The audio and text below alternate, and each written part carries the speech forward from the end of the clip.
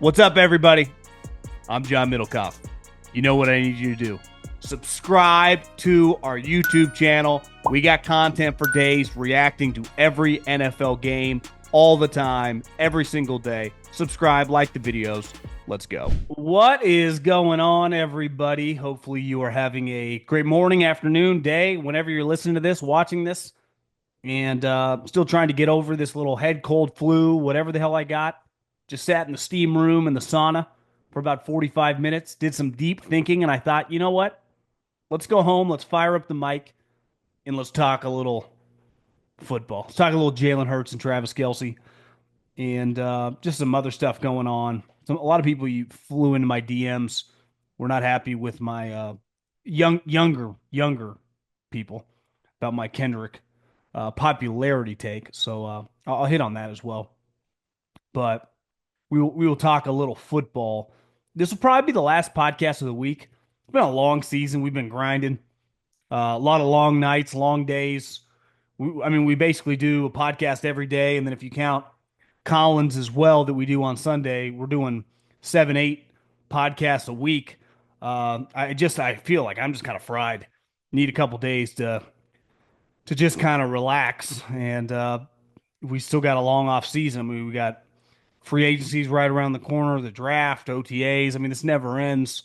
Golf season's kicking off, so we'll do some go low stuff as well right around the corner. But probably take the next couple days to relax. I got to help Maria. I mean, she's been running point, her and mom, on the wedding. I have done little to nothing, and I need to chip in some effort because we're about a month away, and she has it wouldn't have taken place without her. Now, granted, it was her idea, but that doesn't matter. You gotta be supportive, and I need to help. So that's what I'm probably gonna do the next couple days. I do want to start with Jalen Hurts, and I think big picture when it comes to sports, most players. I've been following sports like as a passion, as a lifestyle, the majority of my intellectual capacity going toward it for 30 plus years. And the overwhelming majority of players in any sport are polarizing. There is a small few that hit a point where it's like, what do you even say about them? Right? Like a Tiger Woods, a Roger Federer, or a Michael Jordan. It's like clearly the best, no flaws, dominate. Like, what are you even going to argue? There's nothing to argue. They are by far the best player. That if you could pick them on your fantasy team, on your actual team, if you could bet on them, like they're just the no-brainer, best player, favorite. That is a tiny, tiny percentage of these guys. The majority of guys, the best players, when I was a kid, Shaq and Kobe, like they were pretty polarizing. Peyton Manning, early on in his career, could not win big playoff games. Tom Brady, people thought after he won championships, was he even any good? Honestly, that was a conversation when I was in high school and in college. Tom Brady, what is he really doing? Obviously, that changed in 2007, but his first 3 Super Bowls, he was not viewed anywhere close to like the Tom Brady he became. It's part of the business. It's what makes this fun. And the thing I like the most about sports, which probably has a lot of parallels to a lot of industries you guys work in, it's very black and white, right? In this business, how many people are listening? How much revenue are we generating? Are we increasing listenership? Are we increasing revenue? You're either doing it or you're not, right? In your jobs, like you got quotas, you got to hit quarterly numbers. You're either doing it or you're not. In sports, like at the end of the day, you either win or lose games.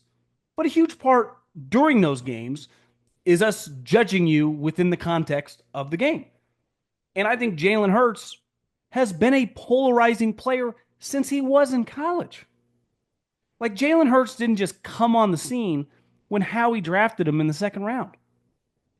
He was benched in the national championship game, in the peak of the Nick Saban dynasty.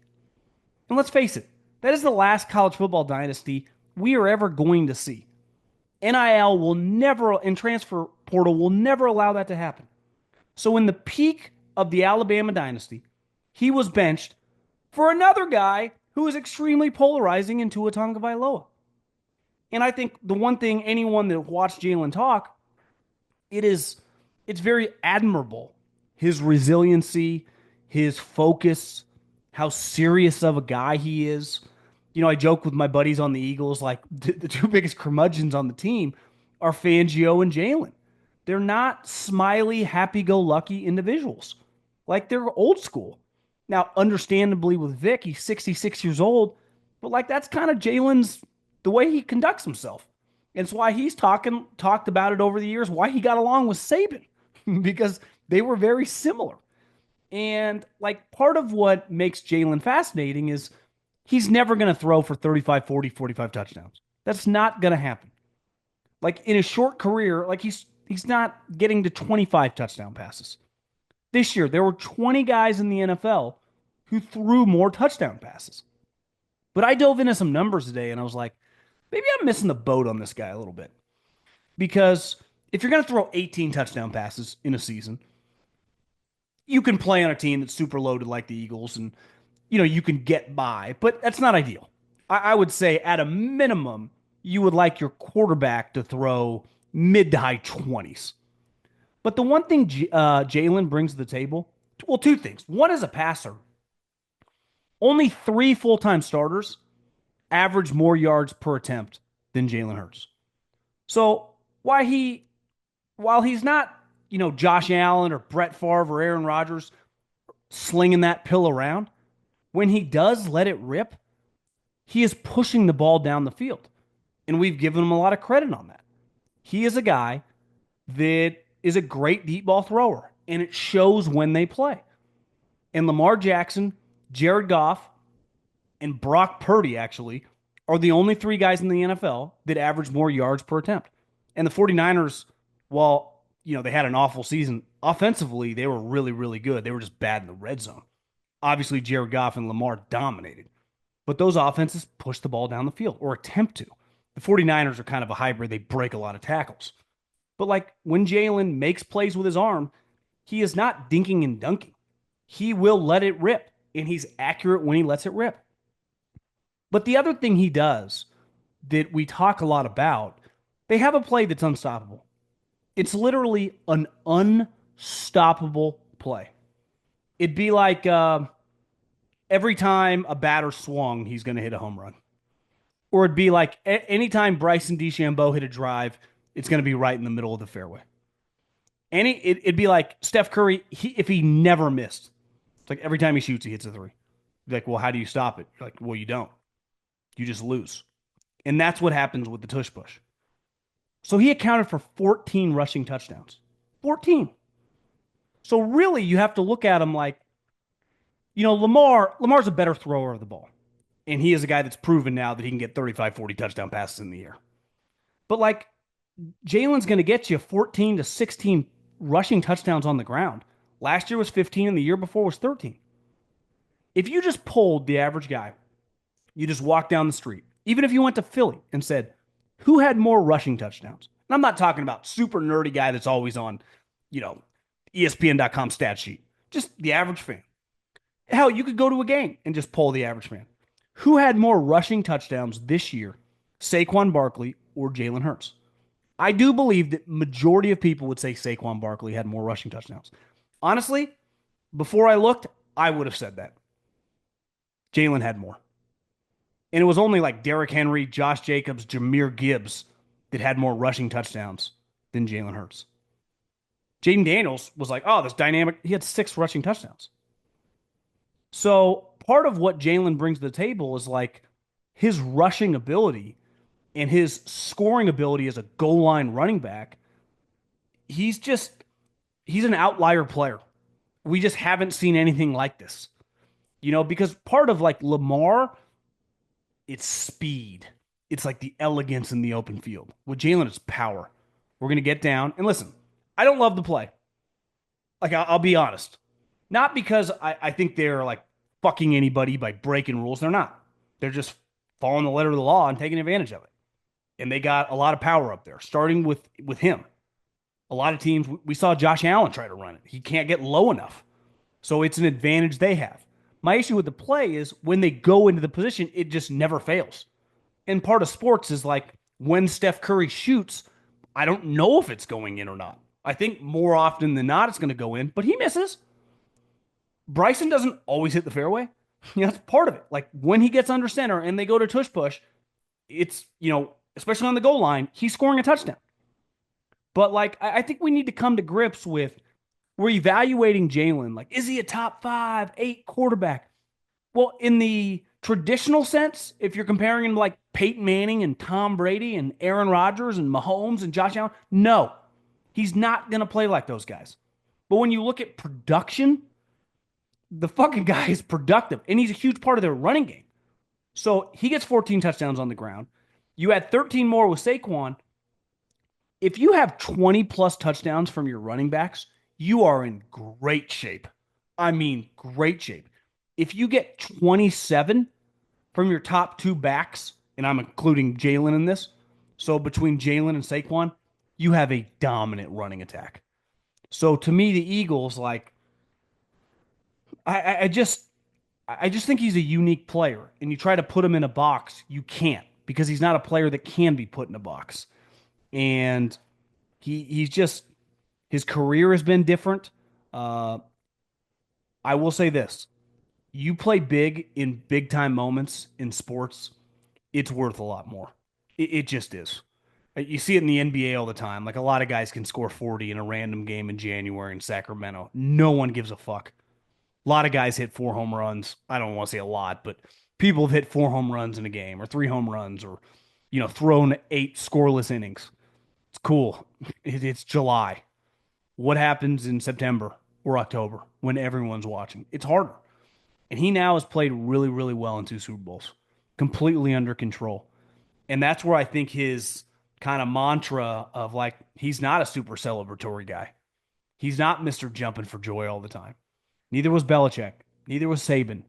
And like their teams usually played well in the biggest moments because that personality sometimes doesn't always serve you in early October. It's like, why aren't you showing more fire? This is a marathon, not a sprint. And I have a lot of respect for what Jalen accomplished in the playoffs, specifically in that Super Bowl, because that was really, really impressive. Who's scoring big in the NBA this season? You are. With the all-new ways to get in on the action at DraftKings Sportsbook, an official sports betting partner of the NBA. From dunks to assists to rebounds, get behind your favorite player and the prop bets you can make on DraftKings, the home of NBA player props. Ready to place your first bet? Try betting on something simple, like picking how many points your favorite player will have. Go to DraftKings Sportsbook and make your first pick. First time? Here's something special just for you. New DraftKings customers bet $5 to get $150 in bonus bets instantly.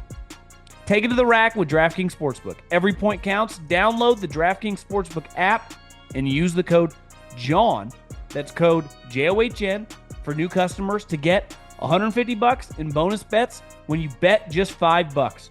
Only on DraftKings. The crown is yours. Speaking of a guy that obviously didn't have an impressive showing, I saw a clip from his podcast where he was just, you could tell Travis is pretty shell-shocked.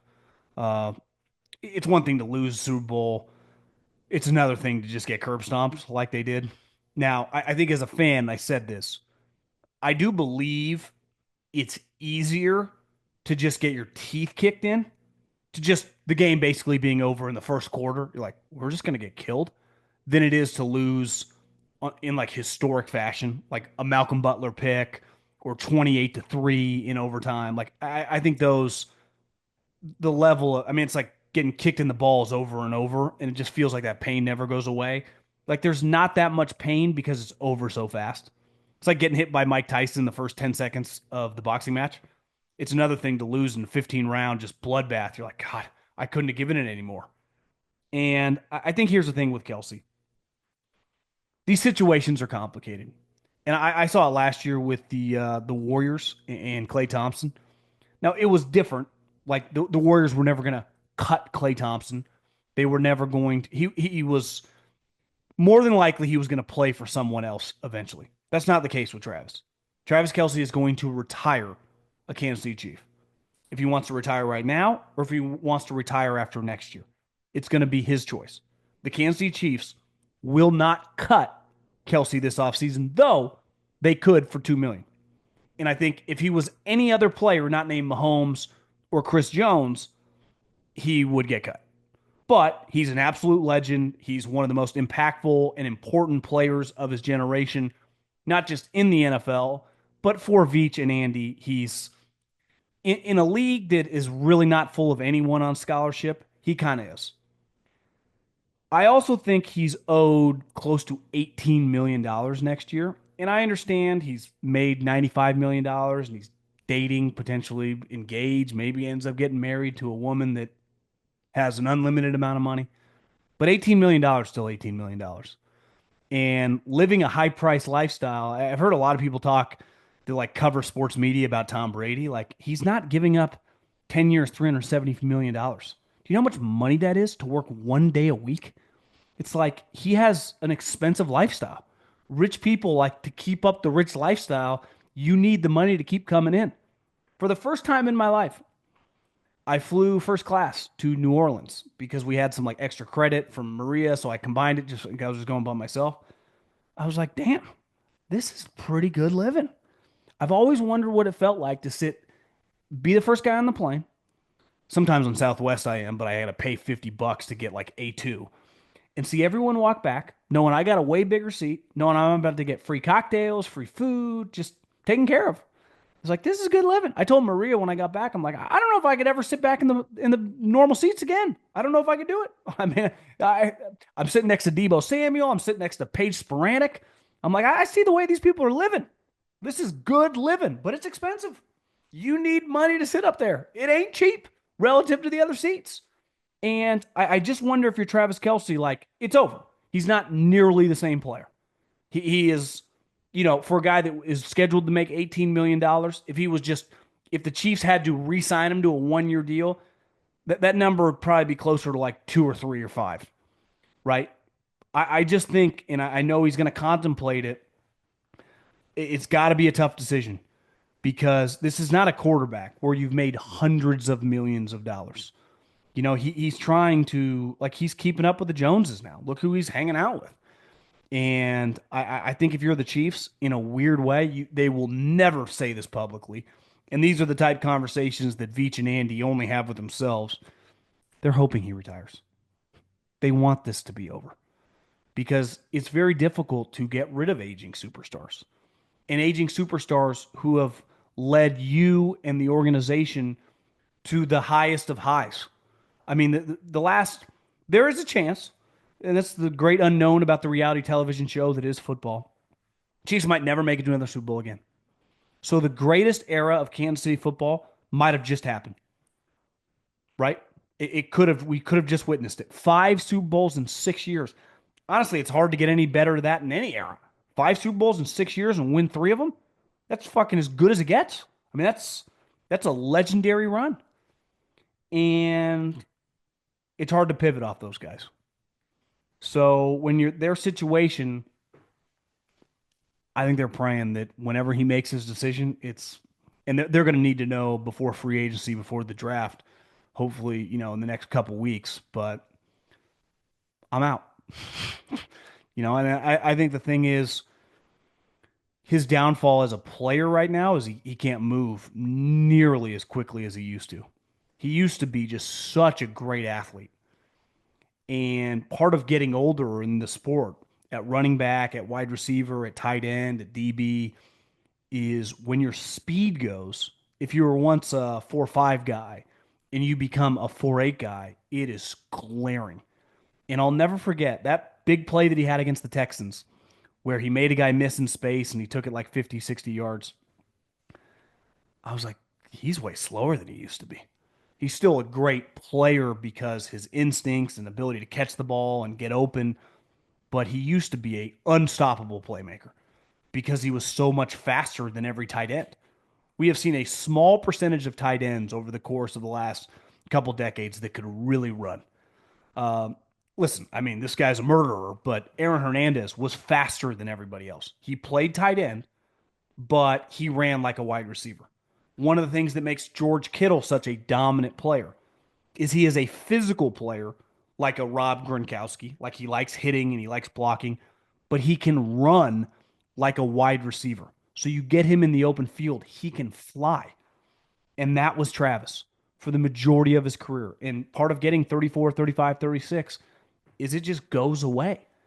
And it was always going to be difficult for them to transition off of this. I mean, part of the reason their offense has not been the same is his limited explosive playability. I mean, look at his yards per catch over the last couple of years. It has been a precipitous drop. And I admire the guy because I've, like most people, watched so much Kansas City Chief football over the last 6, 7 years. And in the peak of his powers, he was as dominant of a pass receiver slash tight end as you'll ever see. And he has legitimately won them games. Um, I mean, some of the biggest games in the history of the franchise, he's played a huge role in, and just random regular season games over the years where he just took over. Those days are done. And when you pay a premium for a guy who's not even close to it anymore in the economics of the NFL, that's where you can get in some problems. I saw the Super Bowl. Ratings now, it's so inflated. They add the bar. It's just like obviously whether you tell me 120 million people, whether you tell me 105 million people, whether you tell me 150 million people, every single human I know watches the Super Bowl. I would imagine most people watch the Super Bowl. It clearly is a universal event. And I was thinking about one big advantage football has had, and I do think the Super Bowl has always been a big deal, but it has increased in its relevancy, I feel, pretty dramatically over the last couple decades. It almost feels like an American holiday. And I know that's a huge point, like people argue against, like we need the off day the next day, right? Treat it like it's July 4th or Thanksgiving or New Year's. It's not treated like that on the calendar. Like you don't get the day off from work the next day, but humans treat it that way in terms of gathering, the parties, and how they build their weekend and they talk about it for weeks leading up to it. So the other sports have no chance to compete when it all leads to the end, which is the Super Bowl, and you got to watch everything in between. Now, you don't need to follow the draft that closely. You don't need to follow free agency that closely. But once the games start, like making the playoffs, most people know that if you just get in, you have a chance. Because we all know we're going to be watching the Super Bowl. I'm texting with my mom in her mid 70s, who's devastated. She's a big Kansas City Chiefs girl, to just hearing stories from Maria at work of like all the different parties that people she works with went to. And I think it's just pretty cool in a day and age where we agree and disagree and everyone's got different opinions on everything. The one thing that we all come together for is football. It is by far the most popular sport, and its big event is by far the most watched event. It was my issue with the halftime show. I A lot of people think that I believe that Kendrick Lamar is not popular. I don't believe that. I believe that Kendrick Lamar is popular. He's not like some Instagram influencer. I don't believe he was popular enough to put on the Super Bowl, was my take. I think typically when you put people on a Super Bowl halftime show, let's just, like I said, a couple years ago, Dr. Dre, Eminem, Snoop Dogg, these people had been so famous for so long. Their songs are just kind of universally known. I was thinking the other day about Usher. I remember singing Usher songs when I was in junior high. I'm 40 years old. Usher Raymond has been in my life for a long, long time. The Super Bowl halftime show is not some like niche deal. And I'm not saying Kendrick is, but like a huge part of his show was this Drake beef where Drake is infinitely more famous than Kendrick. Drake is much more mainstream. And that's what the Super Bowl halftime show is. It's mainstream. Throw out U2. I just went to the list of some of the people that have played it in the past. It's like Tom Petty. It's just people that most people have known for decades. And I do think looking back, it was just a bizarre choice. And I've had a couple people like, listen, I'm younger than you. Like, we don't like the music of the 90s. I get that's the way things work, is younger people. But this is not about young people. This show is about the masses. Why? Because it's by far the most amount of people watching. Now, if you're Kendrick Lamar and you get asked to do it, of course you say yes, because you will never, ever be able to perform with that many people watching, ever. I don't care if you're Beyonce, I don't care if you're Taylor Swift. It doesn't get any bigger. This is by far the biggest event. It's why the NFL does not have to pay you to participate. You just show up, and 110 to 130 million people are going to be watching you perform for 15, 20, 30 minutes, however long it is. But like to me, it wasn't a lot of. I've heard like, oh, these aren't his best songs.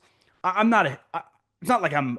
When I say I'm not a huge fan, I'm not like I'm indifferent. I don't really listen to him, but I'm more. I'm not really a modern day like I would say the last like I said 10, 15 year hip hop rap guy. I listen. I think mumble rap's awful, but I also don't want to sound like the old guy with the young guys. Like this stuff's good. Some of it's not bad. I do like Drake. Uh, I just think if you think that like put him on because this beef is so big, I think the beef is something you see a lot on the internet. I don't think the casual person is like talking about the Drake Kendrick beef walking around society. Could be wrong. Maybe I'm out of touch. I'm not acting like I'm super in touch with everything going on in the world here. And clearly that was a big story because Drake is way bigger than him. Like that's just a fact. Someone's like, "Well, Kendrick has all these streams on Spotify," and he was like, per month, he's like 21st. Or in 2024, he was 21st on Spotify. Drake was third. Even The Weeknd, um, who played the Super Bowl a couple years ago, was like fourth or fifth. I mean, these people, and he's a relatively newer, I would say, artist, but like that's pretty big. I just think popularity, which we can argue over all day long, is pretty important in the Super Bowl halftime show. Okay, let's end on this because we got to tell you who's hot. This is presented by our friends at Louisiana Hot Sauce. Bring your food to your party and take it to a whole nother level with the original Louisiana hot sauce. With bold, authentic flavor that embodies the rich culinary tradition of Louisiana, the original Louisiana brand hot sauce is perfect for those who demand flavor with just the right amount of heat. Let me just say this about New Orleans. The food is just fantastic.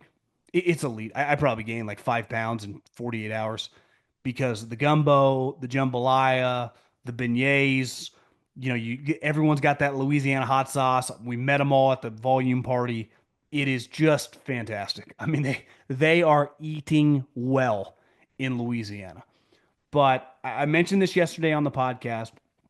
It's just hard to be hotter right now than the city of Philadelphia because they love the Philadelphia Eagles. The Philadelphia Eagles are treated like, Alabama or LSU or Georgia or Ohio State or the Yankees or the Lakers. It just doesn't get any bigger. They are the apple of everyone's eye when it comes to that city. They are the heartbeat and the soul of the people. And it's one thing to win the Super Bowl. I mean, they won it with Nick Foles. They were an underdog against Tom Brady. It's another thing to be up whatever they were at halftime, 24-0, to be up 17-0 in the blink of an eye, to be picking off Patrick Mahomes left and right, to kick the living you-know-what out of the two-time defending champions, a team that beat you a couple years ago. So the happiness I have for all those fans, people that have been following this team for decades, people that used to be season ticket holders at the link, people that go back to like the Randall Cunningham, the Reggie White, the Ricky Waters, just so many teams over the years that they've had a bunch of talent, even back to the early Andy Reid days, and they just couldn't win a Super Bowl. And then to finally win a Super Bowl, I'm like, okay, we got a championship for the city, but then to win one like this, like we're the best team, like it doesn't get any better than us. It's just an awesome feeling for everybody. And you talk about a city, I know it's supposed to be snowing there this week and cold. No one cares. It's like Big Dom. You don't even need long sleeves, no matter how cold it is outside, just because you're on cloud nine. Just because you went to New Orleans.